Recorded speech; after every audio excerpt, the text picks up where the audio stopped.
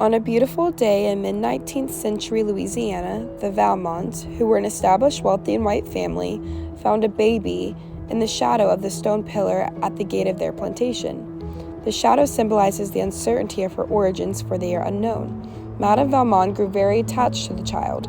She disregarded the girl's past and saw this as a gift, because they could not have a child of their own. Adopting Desiree could be seen as a curse, but rather the Valmonds accepted her as their own and loved and cared for her very deeply.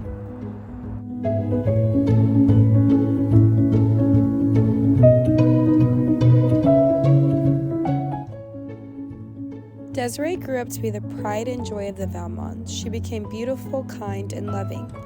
18 years later, she was standing near the same stone pillar where she was found.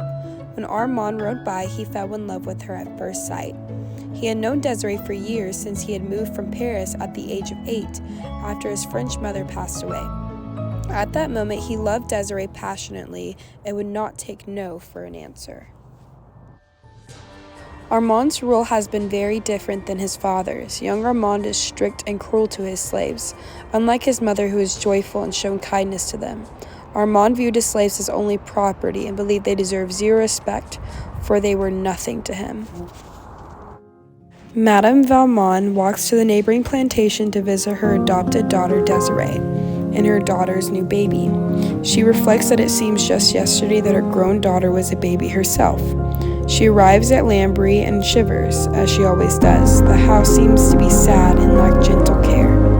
Valmond greets her daughter and the baby resting. Valmond is shocked to see the baby's appearance. She sees the baby is of mixed race.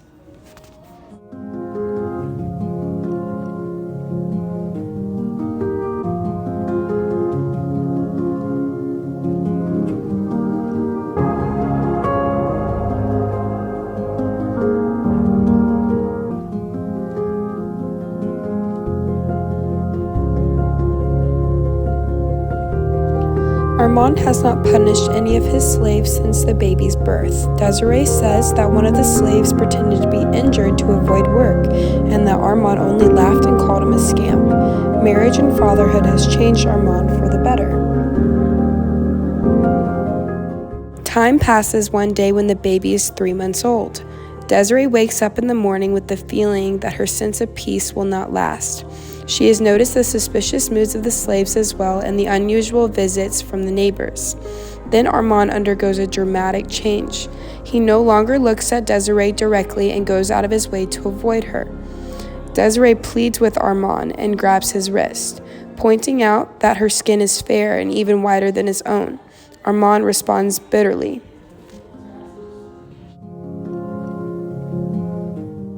Desiree turns away and leaves, hoping at each moment that Armand will ask her to stay. She says goodbye, and Armand does not answer.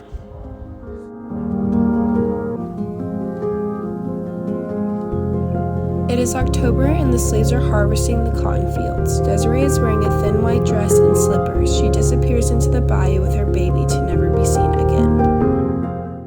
A few weeks later, a large bonfire is built in the backyard of Armand's plantation. He wanted to burn anything that belonged to Desiree, including a handful of letters Desiree wrote to him during their engagement. He takes the letters out of the drawer and finds one he had never seen before.